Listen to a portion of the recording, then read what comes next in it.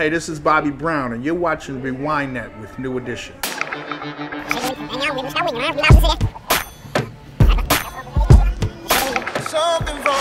life.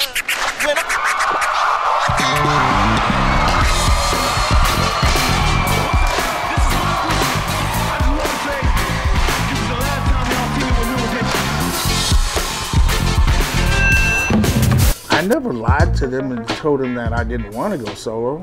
They knew I wanted to be solo, but at the same time, I was causing so much conflict with the way I performed and the way they performed, and how fast I grew up and how fast they grew up. So it was just like, it was a matter of time before, you know, everything went down. He just started doing Bobby Brown shit. He was showing up when he wanted to, not showing up, like key stuff, Solid Gold performances, Television Soul Train, things that were key performances that we knew we all had to be there to make the statement that we wanted to make. And he started being a cat that stopped caring about all that. What are you doing? Are you doing drugs now? Come here. Are you doing drugs? You doing drugs? Are you crazy? I felt constricted. I felt that they didn't want me to do anything. I felt that anything that I did on stage was gonna make everybody mad. And then they would cut my parts. Every other night, I was getting so frustrated with that, that it was just like, why y'all doing this, you know? And I was just angry. I wanted to perform, and if the crowd was still screaming, why cut it? As far as when Bobby was voted out of the group, it was presented in a way like, look, this guy is jeopardizing your whole career. You stick with Bobby Brown, you're gonna be back in Roxbury, bunch of broke-ass has-beens. Shut up, Gary. Sammy, you're gonna be broken back in Boston.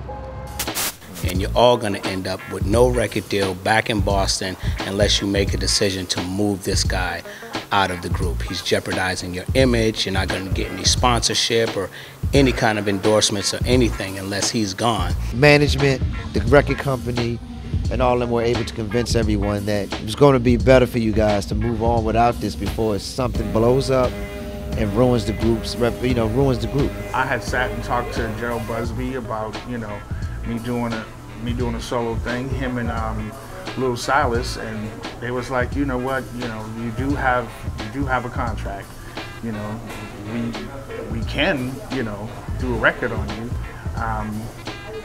It's just up to you. Once I heard they voted me out, it was just like, I just went back home, and that's when I got into all kind of crazy shit. Excuse my French.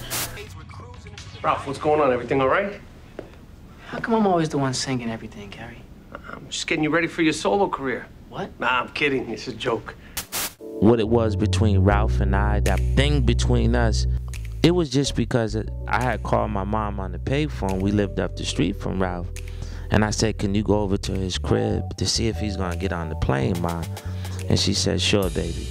All I remember her saying when I called back is, you know, I'm never going over there to feel that feeling again, because I knew the music was loud and I waited. And someone opened that blind, Michael. So I internalized that, and it made me look at him differently from that point moving forward. I've been very loyal, very dedicated, never alluded to wanting to even be a solo artist or do anything outside of the group thing. And there was some stuff that went down after the American Music Awards, our first one we ever won, that, you know, really pissed me off, really burnt me up. So I went back home on I need to start thinking about myself a little more and start working on not just doing a solo album, but just all my creativeness as an individual. We sat home for 2 years while he was making his record, instead of being in support of it, because, you know, he's a great singer and a great performer. I already was approaching it like I don't care, you know, and we're sitting home doing nothing. So in reality, New Edition in the record books would be over in '85. But because we was able to get Johnny to keep it going, Bob was already gone. It's the only reason we made it to Heartbreak. Other than that, you know, The record label wasn't calling us and nobody was booking us.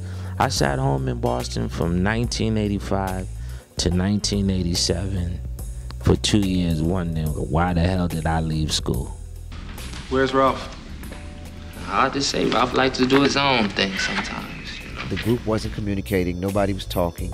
They wanted to add something that made them feel like they was leaning toward not having to depend on me. So Johnny coming in, people thought he was coming in for Bobby's spot. He was just coming in so that me, Ron, and Ricky could still live because we left school, not necessarily against Ralph. I was told coming in the group that they wanted to go back to a 5-member group because for the choreography's sake and to try to make it look more powerful, blah, blah, blah. So that's all I knew.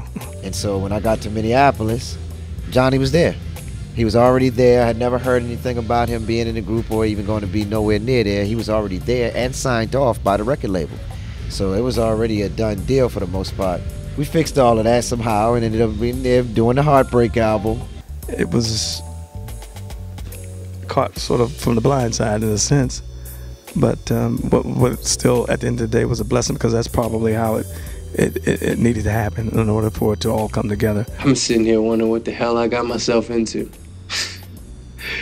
Yeah, welcome to New Edition.